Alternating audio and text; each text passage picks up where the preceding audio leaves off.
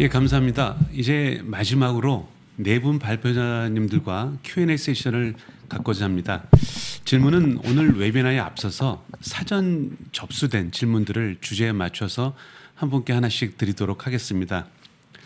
오늘 웨비나에서는 텍소노미와 차기 정부의 ESG 정책에 대해서 알아보았는데요. 새 정부의 ESG 정책은 탄소 중립이라는 2050 목표라든지 또 2030 국가 온실가스 감축 목표 NDC 40% 유지하는 것은 그대로 가지만 그 실현 가능성에 방점을 짓고 현 정부의 탄소 중립 정책에 수정이 필요하다 이렇게 말을 하고 있습니다. 먼저 임대웅 대표님께 좀 여쭤보겠는데요. 임 대표님은 우리 K 텍소노미 수립 과정에도 깊이 관여하신 것으로 알고 있습니다. 사전 질문에서는 우리 K 텍소노미가 EU 텍소노미와 어떻게 상이한지 여기에 관해서 질문이 있었는데요. 이와 관해서 공론화와 그리고 사회적 합의가 필요한 앞으로의 향후 텍소노미의 수정, 보완 과정이 어떻게 예상되는지 좀 말씀을 좀 부탁드리도록 하겠습니다. 네, EU 텍소노미와 K 텍소노미는 상당히 닮아 있습니다. 왜냐하면 저희가 K 텍소노미를 만들면서 검토할 수 있는 자료가 별로 없었습니다. 그때 당시에는 EU 텍소노미 또 ISO 텍소노미의 초안 정도를 저희가 검토를 했었고, 뭐 세계은행이나 이런 데서 나오는 내용들 보니까 원칙은 다 동일합니다. 그래서 우리 K 텍소노미도 EU 텍소노미하고 전체적인 프레임은 비슷한데요. 그런데 이 각 세부 기준으로 들어가면서부터는 이제 EU는 EU의 상황에 맞게 EU의 법 체계나 기술 수준에 맞춰서 기준이 만들어졌고, K 텍소노미는 우리 상황에 맞춰서 만들어졌습니다.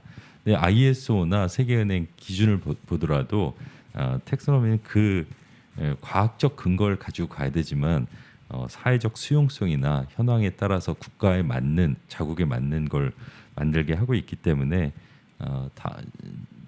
K 텍소노미는 EU하고 약간은 좀 다르게 구성이 됐다라고 말씀을 드릴 수 있고요. 현재 전 세계적으로 한 25개에서 한 30개 가까이 되는 국가 또는 기관에서 텍소노미를 만들고 있는데 다 그 자국 현황에 따라서 기준을 만들고 있습니다. 텍소노미는 현재 나와 있는 게 초안이고 앞으로 계속 보완이 되어 나갈 건데요. 아까 발표도 있었습니다만 인수위에서 원전에 대한 기준을 만들어라 해서 그런 논의가 예상이 되고요. 또 EU에도 보면은 EU 배추권 거래 제도, EU ETS에 따른 세부 업종별 기준들을 EU 텍소노미에 넣으려고 하다가 못 넣은 것들이 꽤 있습니다. 그래서 한국에서도 다양한 업종별 기준을 만드는 것이 과제가 아닐까 이런 생각이 듭니다. 기업들이 앞으로 해야 될 것들을 좀 생각을 해보면 아까 앞에서 말씀을 좀 드리긴 했는데 좀 중복되는 건 좀 빼고요. 제가 강조하고 싶은 건 이겁니다. 이 텍소노미는 기후 기술 그리고 이제 녹색 금융이 만나는 지점입니다. 그런 관점에서 우리가 볼 때 현재 아직 상용화되고 있지 않은 기술들이 꽤 많습니다. 그린 수소도 마찬가지고요. 그래서 우리가 텍소노미를 바라볼 때 이제 특정 기술적 기준으로만 바라볼 것이 아니라 기후 기술 투자 생태계 구축을 어떻게 할 것이냐, 이것이 가장 큰 과제라고 생각이 들고 차기 정부에서도 이 부분 기후 기술 투자 생태계 구축 이 부분을 좀 신경 써서 만들어주면 좋겠습니다. 이상입니다. 예. 감사합니다, 임 대표님. 두 번째 질문은 이근우 변호사님께 드리려고 하는데요. 우리 이 변호사님도 텍소노미의 법제화, 공시, 그린워싱의 제재 같은 ESG 컴플라이언스에 대해서 말씀을 쭉 해주셨습니다. 사전 질문을 보면은 이렇게 되어 있는데요. EU에서는 이미 소셜 텍소노미까지도 발표가 된 바 있는데 우리나라 ESG 입법은 향후 어떻게 전개되어야 할 것으로 보시는지요? 또 여기에 따라서 이를 우리 국내 기업들은 어떻게 준비하고 있어야 되는지 질문을 주셨습니다. 우리 이 변호사님 답변 부탁드립니다.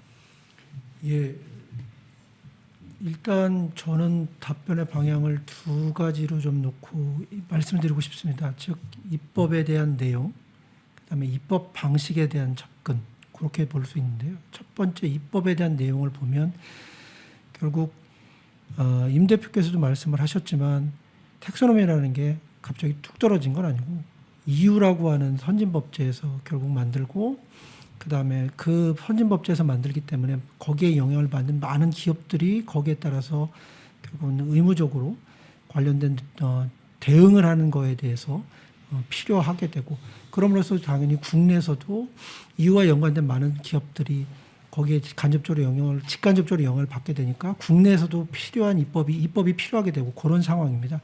그래서 EU에서의 지금 현재 텍소노미 입법 상황들을 보게 되면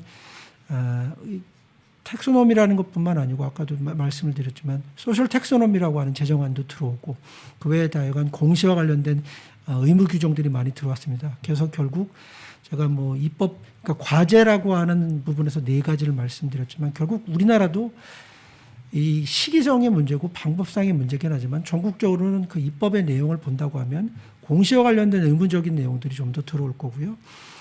그다음에 그린워싱과 관련돼서 제재 규정이 들어올지는 안 들어올지 모르겠지만 직간접적으로 그린워싱에 대해서 결국 판명됐을 때 기업의 레퓨테이션에 대한 리스크 외에도 법적인 리스크를 책임지게 되는 그런 부분에 대한 내용들이 좀 들어오지 않을까. 그리고 듀딜리전스라고 하는 막연한 부분에 대해서 EU는 이미 소셜 텍소노미를 통해서 듀딜리전스와 관련된 기본적인 내용을 채웠기 때문에 우리나라도 보면 인권재정법이라고 하는 부분에서 그런 부분이 좀 비슷하거든요. 결국 그래서 한국도 소셜 텍소노미와 유사한 그래서 텍소노미를 잘 하되 결국 텍소노미 때문에 모든 산업에서 그 텍소노미에 종사하고 있는 많은 사람들의 기본적인 인권이라든지 기본적인 권리를 갈아 넣는 것은 막아야 될 최소한의 법안 그 장치들을 어떻게 확인할지 그런 것들을 법률로 사실 입법을 하게 될 거고요. 거기에 따라서 조금 기업들은 싫어할 수 있을지 모르지만 그에 따라서 아무래도 듀딜리전스라든지 법적인 의무가 조금 더 강화되지 않을까 그렇게 생각을 합니다. 그래서 결론적으로 정리를 하면 EU에서 많이 논의되고 있던 사항들이 저희들이 지금 얘기를 했지만 결국은 국내에서도 직간접적으로 그런 것들이 입법이 되겠다. 그게 이제 첫 번째 입법에 대한 내용이고요. 그러니까 입법의 방법인데 그 방법은 조금 달라 보입니다. 왜냐하면 EU 같은 경우에는 먼저 법제라고 하는 걸 만들고 법제에 대해서 상당히 오랜 기간 동안 먼저 공표를 하고 의견을 주고받으면서 그다음에 그런 부분에 대해서 공론화하고 그래서 법제가 만들면서 그 법제에 필요한 세부적인 기술 텍스트라든지 이런 것들이 만들어지게 됩니다. 근데 그건 이제 왜냐하면 아무도 간 길이 없고 처음에 프론티어로서 개척하기 때문에 그런 과정을 거치는 것 같기도 하고요. 다만 우리는 뭐냐면 이미 EU라고 하는 선진화된 법제에서 참고할 만한 사항들이 많이 있고 다만 국내에서는 그런 걸 성급하게 도입한다고 하면 기업들에 대해서 상당히 부담을 가질 수가 있기 때문에 그래서 금융이라든지 이렇게 기업과 관련성이 깊으면서도 기업이 잘 따르고 그다음 기업에 대해 영향력이 높은 그런 행정기관이나 규제기관이 있는 데서는 뭐냐면 입법을 먼저 하질 않고 가이드라든지 지침 같은 것들을 먼저 만들면서 EU에 대한 많은 도입할 내용들을 미리 기업들한테 에듀케이션 시키는 뭐 그런 과정들을 조금 거치는 듯합니다. 그러다가 기업들이 잘 따르고 국내에서도 어느 정도 이런 입법을 도입하겠다고 하는 자신감이 있으면 그때 아마 입법을 도입하는 그런 과정이 좀 될 거고 다만 이제 인권법이라든지 듀딜리전스 같은 경우에는 사실 국가인권위원회에서 인권 지침을 만들었긴 하지만 국가인권위원회가 각 기업에 직접적으로 영향을 미치거나 뭐 기업에 대해서 강하게 밀접한 관련이 있는 그런 데는 아니잖아요. 그러니까 그런 데서는 인권 지침을 만들어서 공공기관에 대해서는 따르겠지만 민간 기업에서는 사실 그런 것들 잘 안 따를 수도 있거든요. 그래서 그런 부분에 대해서는 지침이라든지 가이드라인을 만들지만 사실 그런 부분에서 상대적으로 조금 덜 실효성이 있기 때문에 그런 데서는 오히려 직접적인 근거 입법을 먼저 바로 만들고 그다음 거기에 따라서 필요한 지침이나 가이드라인을 오히려 후속적으로 만들 수 있지 않을까 그렇게 생각을 해서 방향성에 대해서는 그렇게 결국은 규제기관과 피규제기관 간의 강력한 리더십과 좀 따르는 부분 그다음에 상호 간의 그런 영향력의 그런 걸 차이를 둬서 입법에 대한 방법론은 조금 달리하지 않을까 그렇게 생각을 합니다. 네, 감사합니다. 오늘 기업 ESG 담당 분들이 많이 들어오신 것 같은데요. 많은 도움이 될 것 같습니다. 세 번째 질문도 기업 쪽에서 온 것 같은데요. 우리 유재철 원장님께 좀 질문 드리려고 합니다. 아까 이제 발표 과정 중에 녹색 사회 실현을 위해서는 탄소 중립 규제에서 탄소 중립 산업으로 패러다임 시프트가 필요하다고 이렇게 말씀을 해주셨었죠. 이러한 저탄소 사업 구조로 전환하다 보면은 업계에 많은 부담이 있을 것으로 생각이 됩니다. 이를 위해서는 정책, 기술, 금융 이 세 가지가 방향이 일치하게 가야 될 것 같은데 우리 기업들 입장에서 봤을 때는 좀 현실적으로 가장 중요한 이해관계자가 누구고 가장 중요한 정책이 무엇이고 이런 걸 좀 알고 싶어 하시거든요. 여기 대해서 좀 말씀 부탁드리겠습니다. 예. 당연히 기업들이 이제 앞으로 그 친환경 설비 투자라든지 연구 개발 또 이제 기존 설비의 어떤 매몰 비용 같은 그 다양한 그 비용이 만만치 않을 겁니다. 가장 우려하는 부분이 되겠지요. 그것보다 더 앞서서 중요한 것이 당장 발 앞에 떨어진 불이 아마 기업의 그 정보 공시 아닐까 생각을 합니다. 이제 앞으로 ESG 활동과 관련해서 성과를 투명하게 공개를 해야 되는 것들은 국제적인 이제 그 지침들이 계속 나오고 있고 저희 국내적으로도 그러한 부분들에 대한 법제화가 계속 이루어지고 있지 않습니까? 저희가 이제 환경 분야만 놓고 보면은 저희 환경산업기술원에서 2001년부터 환경정보 공개 제도라 해서 한 온실가스 배출권 할당업체 그리고 각종 공공행정기관 등 1,500개 기관에서는 지속적으로 환경 정보를 이제 공개를 하고 있었습니다. 앞으로 이제 그 작년에 환기환산법, 환경기술 및 환경산업지원에 관한 법률 시행령으로 개정을 해서 금년부터는 자산총액 2조 원 이상인 주권 상장법인 전체가 환경 관련 정보를 공개를 해야 됩니다. 한국거래소도 작년에 과거에 ESG 환경 부분 정보 공개 가이던스를 발표한 바가 있죠. 문제는 기업이 정보를 공개를 해야 되는데 그 공개해야 되는 정보의 질이 문제입니다. 우리가 이제 EU에서 탄소 국경 조정 메커니즘이라 해서 앞으로 탄소 배출이 많은 국가에서 생산되는 제품 또는 그러한 해당 제품에 대한 관세를 이제 좀 올리는 그런 쪽으로 진행이 되고 있지 않습니까? 그렇게 한다면 기업 입장에서 가장 필요한 것은 자기가 생산하는 제품의 생산부터 폐기까지 전 과정에 걸쳐서 과연 예를 들면 이산화탄소를 어느 정도 배출을 했느냐라는 것을 계량적으로 입증을 해야지만 수출이 가능하게 됩니다. 당장 2024년에 부터는 이제 EU 내에서 판매되는 우리 배터리 있지 않습니까? 배터리에 대해서는 탄소 발자국을 의무적으로 표기를 해야 됩니다. 이러한 것들이 이제 기업에서는 당장 발등에 떨어진 불이 될 것이고 이게 대체할 수 있는 방법으로는 지금 저희가 환경부와 환경산업기술원이 그 환경 성적 표지 인증 제도라는 것을 2001년부터 운영을 하고 있습니다. 제품 생산 과정에서 탄소 배출량 또는 물 사용량 또 폐기물 배출량 같은 것들을 그런 것들을 이제 어떤 풋프린트라고 하죠.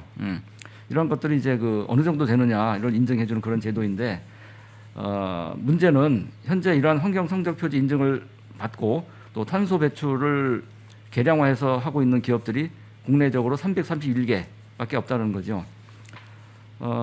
탄소 발자국을 산출하려면 이제 우리가 필요한 것들이 수많은 그 물질, 원료 물질, 소재, 또 에너지에 대한 환경 정보를 DB로 구축을 해야 되고 이 DB를 활용해서 제품의 전 과정 평가, 그러니까 LCA 평가를 거쳐야지만 탄소 발자국을 산출을 할 수가 있는데 문제는 우리나라에서 아직은 이 DB 구축이 굉장히 미흡하고 또 제품에 대해서도 환경 성적 작성 지침이 10개 제품밖에는 작성이 되어 있지 않다 이겁니다. 그래서 저희 당장 급한 기업을 위해서 필요한 작업은 금년부터 적극적으로 성적 표지 인증에 필요한 DB를 국제 표준에 맞추어서 구축을 해두고 또 제품별 작성 지침도 최대한 확대를 해야 되는 작업이 가장 중요한 것 같습니다.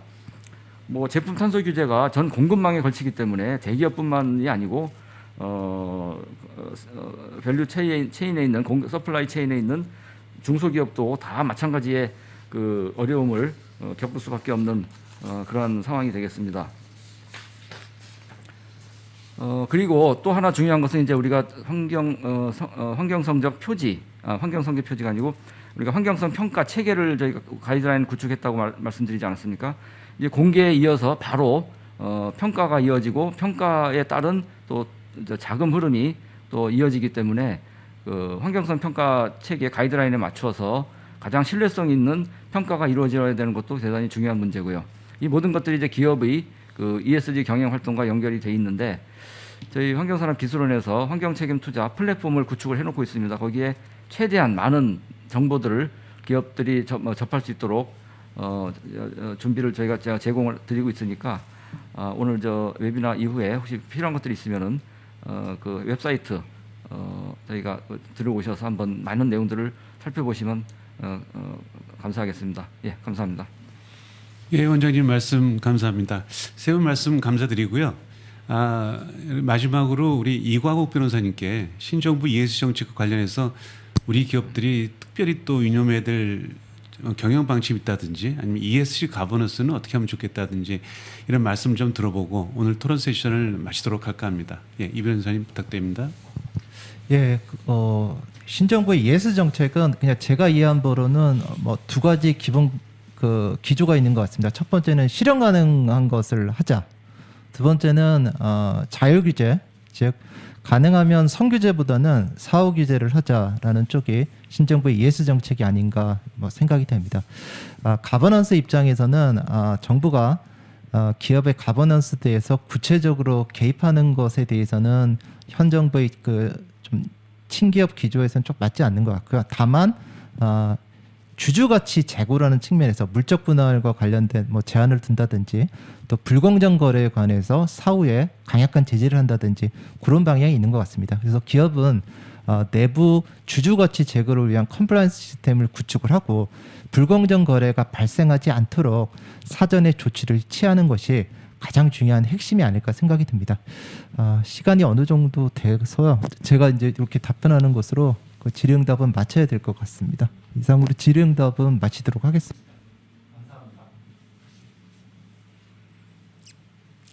예, 감사합니다. 오늘 네 분 발표가 기업에서 ESG를 담당하는 모든 분께 큰 도움이 되시기를 바라겠습니다. 오늘 웨비나에서 발표했던 자료들은 여러분 보시면 시청 페이지에 발표 자료 버튼을 누르시면은 다운받을 수 있도록 되어 있습니다. 오늘 오후 6시까지 다운이 가능하다고 합니다. 현재 만약에 발표 자료 버튼이 안 보이신 분들은 화면을 다시 새로 고침하시면 될 것 같습니다. 예, 이상으로 범보이는 화우와 매일경제가 준비한 ESG 웨비나 텍소노미에서 찾아보는 혁신경제를 모두 마치도록 하겠습니다. 이 자리를 마련해 주신 매일경제의 관계자분들 그리고 오늘 발표해 주신 네 분 발표자님들과 참여해 주신 모든 분들께 깊은 감사를 드립니다. 네, 감사합니다.